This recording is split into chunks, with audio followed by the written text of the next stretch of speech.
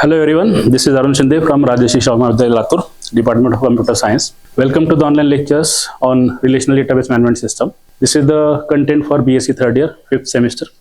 So let's get started with the first unit. As the name suggests, Introduction to Database and Elements of DBMS. So let's get started with the definition first. In order to understand DBMS, we need to have some basic knowledge regarding the content of data, information and database.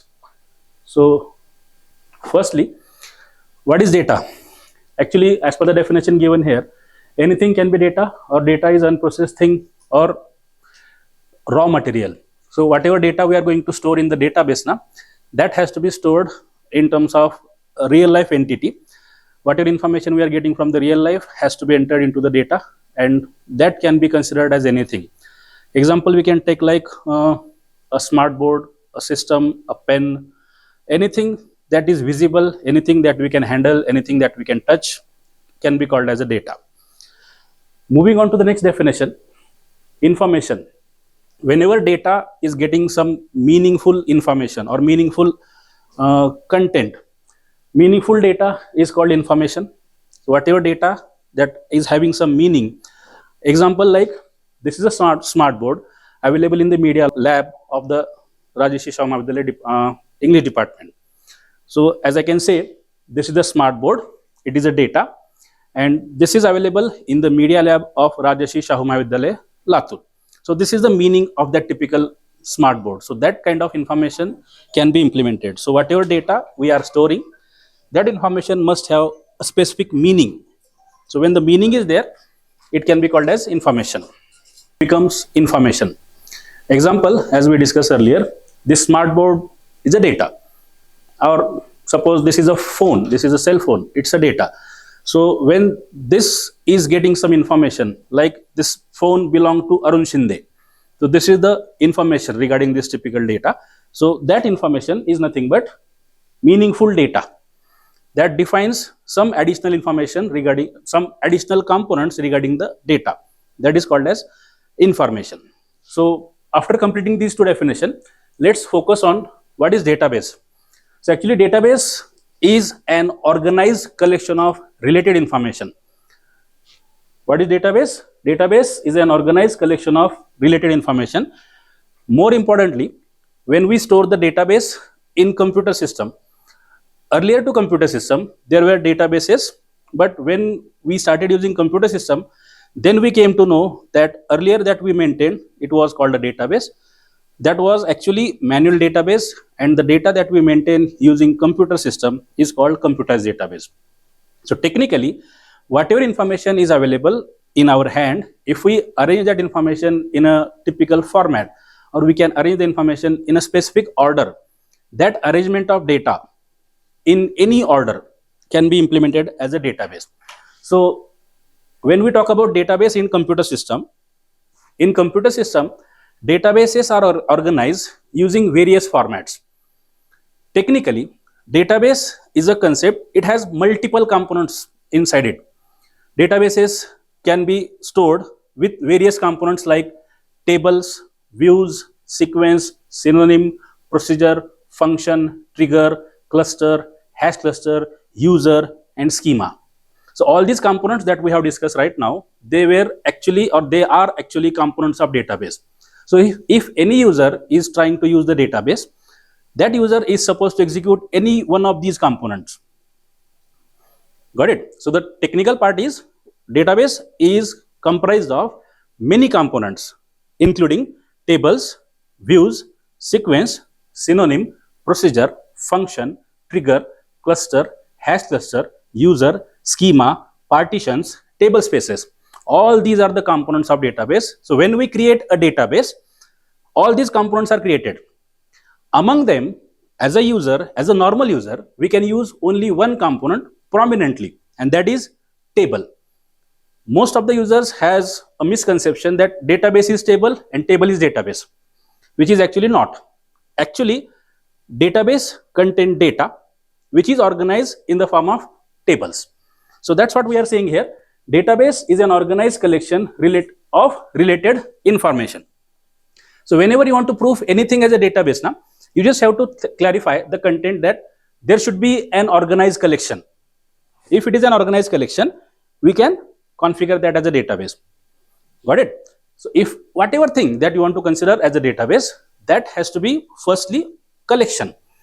After collection, that has to be organization. There has to be an organization in any sense. Okay. And after that, we can maintain that as a data or database itself. As you can see, database is an organized collection of data that is stored and managed in a structured manner. So that structured manner that we are discussing here is nothing but table. So as I told you earlier, this typical structured manner is nothing but tables.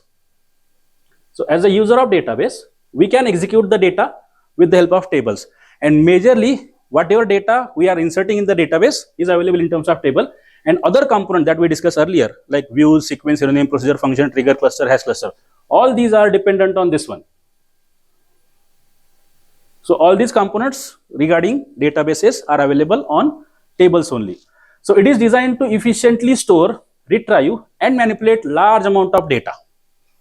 Technically, if we think of what can be defined as a database, or we can say for what component we can create a database, the answer is you just think of any part and that can be a database.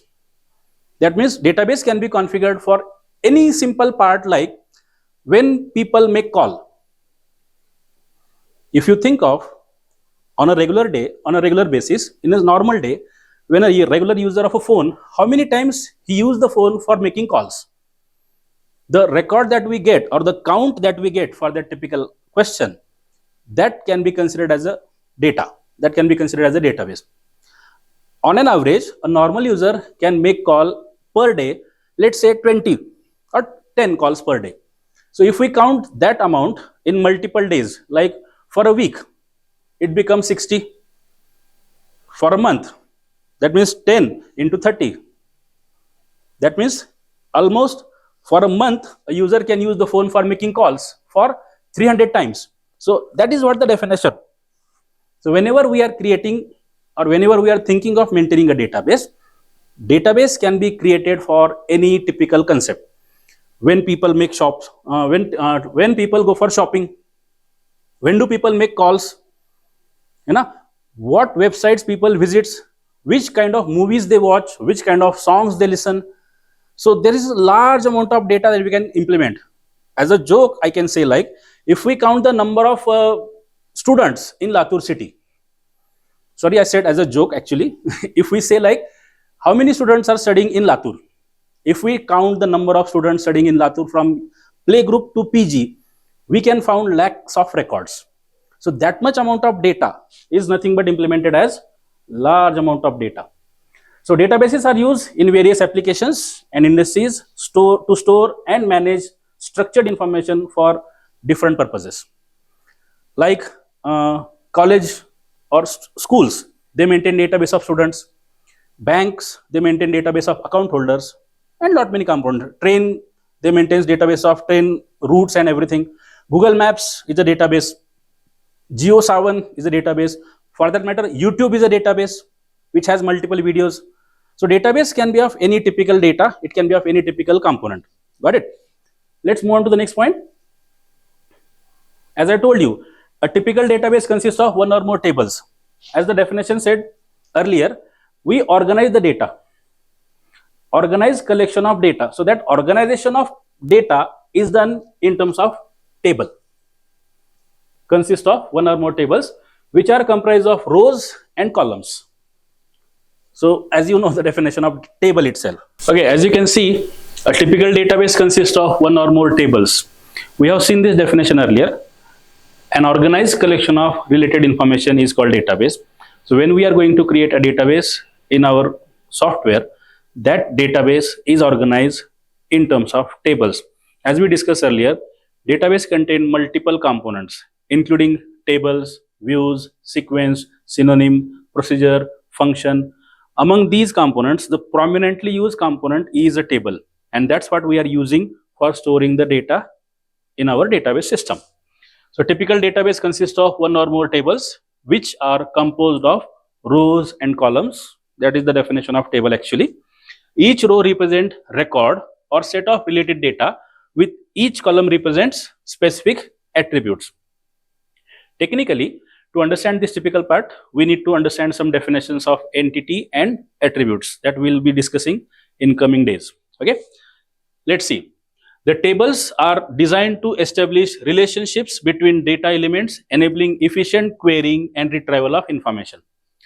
As the content that we are discussing are from relational database management system, here we create the data in terms of tables, and multiple tables can be related with each other so as to maintain the relationship, and using that tables we can access the data in an efficient way, and accessing data from the table is simply called as querying. So simply saying like data manipulation operation is called query. So let's move on to the next slide then. DBMS. Actually, as we discussed earlier, that database was there prior to computer systems.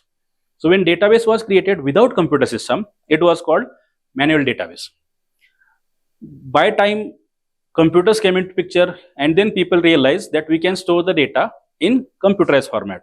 So to create the data in computerized format, we need a software, and that typical software is nothing but database management system, stands for DBMS. So what is DBMS? DBMS stands for database management system.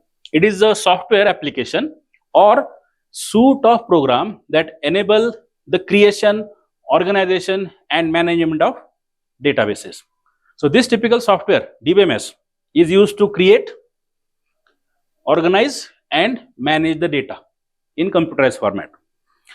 A DBMS provides an interface for interacting with the database and offers a set of tools and functions to store, retrieve, update, manipulate data. C. DBMS provides an interface for interacting with the database. Get this very part very clear. Database is the data that we are creating. In order to execute the data using computer, we need a software. So software is DBMS. So DBMS allows us to interact with the database using tools and functionalities for storing, retrieving, updating and manipulating the data. More importantly, the main purpose of DBMS is to facilitate efficient and secure management of large volumes of data. As I told you in earlier part, before computers, database was maintained in, as we discussed earlier, databases are of two types. One is called computerized database and other is called manual database. So earlier, when manual database was used, it was not possible to maintain security of data, because that point of time people started using the database, or people started maintaining the database on files like notebooks or ledger books. Okay, so if the ledger book is written by me and if it is available on this table, that can be used by anyone. So there is no security as such as that point of time. But using DBMS software, we can provide a specific authentication for the users. That means every user has a username and a password, and as per that part, the one who want to use the data has to log in to his or her account, and then only he will be able to, or she will be able to access the data. That's why the main purpose of database management system is to facilitate efficient and secure management of large amount of data. As I told you, data, normal database or a real life database can contain thousands and lakhs of records. Just like we considered, how many people in India are using smartphones? If we start counting that much amount of information, it will range in lakhs. Rather, I would say crores, because Indian population is 150 crore. If we simply consider 50% of the people are using smartphone, that means 75 crore people will be using smartphones. So that much amount of data that will be getting. That's why it is called as large amount of data. DBMS allows or ensures data integrity, reliability, accessibility. Integrity means data should be both consistent and accurate. Integrity is nothing but data consistency and accuracy. It is simply like, suppose if some person is saying, or if some student is saying, I got a distinction If someone is saying I got a distinction, it is expected that person has got more than 75%, isn't it? If someone is saying I got a distinction, that person must have got above 75%. Instead, if someone is saying I got a distinction, and if we ask the percentage, and if the person says I got 40%, is it possible 40% student is having a distinction? That is inaccuracy, na? So when we mean integrity of data, data should be both consistent and accurate. So DBMS allows us to maintain integrity.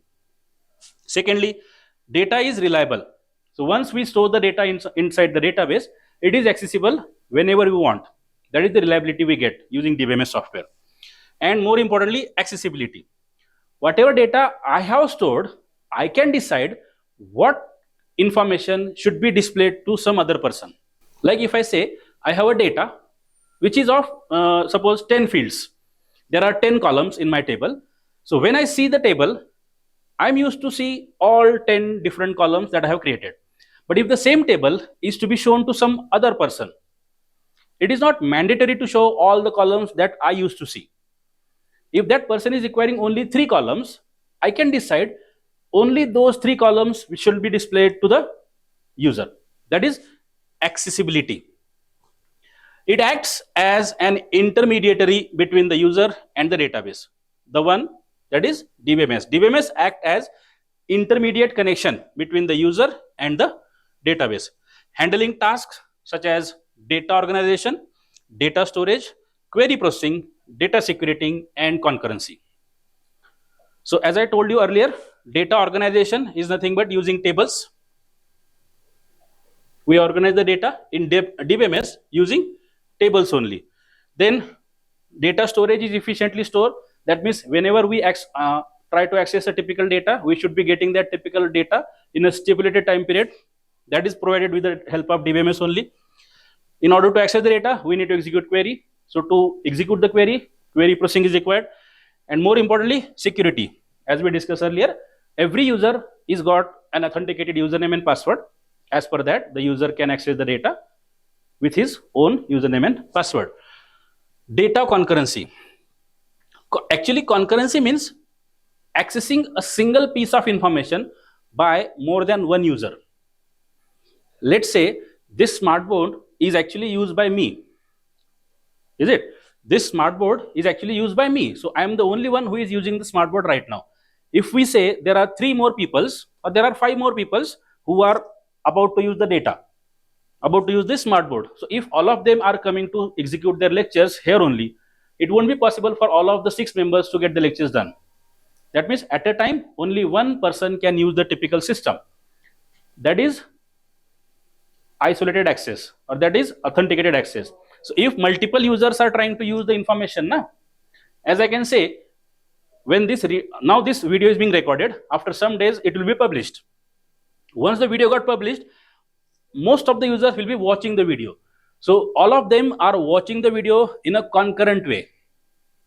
Got it? So multiple users are trying to access the same piece of information at the same time. When it is for reading, read concurrency is accepted. But if we apply for writing, it won't be accepted, because writing information at the same time will be problematic, because everyone will write information in a different way. Got it? So writing data in a concurrent manner is not accepted, because everyone will try to write different data at the same time, and that has to be controlled. That's why it is called as data concurrency. Got it? The goal of DBMS is to provide simple and effective method of defining, constructing, and manipulating the database for various applications. It's simply, whenever you want to create a database, first you have to undergo these 3 definitions. You have to undergo these 3 concepts. Firstly, you have to define what exactly you want to store. Suppose I want to store information of my students. So that is the definition. So what information regarding student I want to store? There are plenty of information related to students, like student's name, student's roll number, student's address, father name, email ID, date of birth, their native place. From that much information, what exactly is required for my database?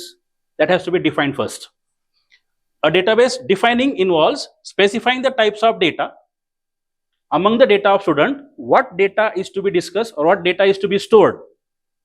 From the data of a student, what data is to be stored has to be defined first. After defining, we just have to configure the data that we are choosing. What are the types of data? See, types of data to store. If suppose, let's say I want to store the data in terms of student. Let's say I want to store the data of a student like roll number, name, class, mobile number. So among the 10 informations, I have opted for only 4. So to store a roll number, I need a numerical value. That is the type of data. To store a name, I need alphanumeric value. To store class, I need alphanumeric value. To store mobile number, I need numeric value. So we have to define the data and the type of data that we want to store. After defining, whatever we have defined has to be constructed. That is actually storing the data itself on some storage medium. So create the table and store the data. That comes in terms of constructing. Next comes manipulating. After creating the complete table, if I realize I forgot to insert the email ID of the student. So we have gone for 4 columns.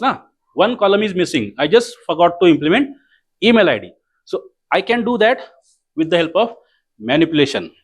That means I can change the structure of my table, add email ID and store the information afterwards. Okay. So database, manipulating database include functions such as querying the data to retrieve specific data, update the data and reflect the changes. Got it?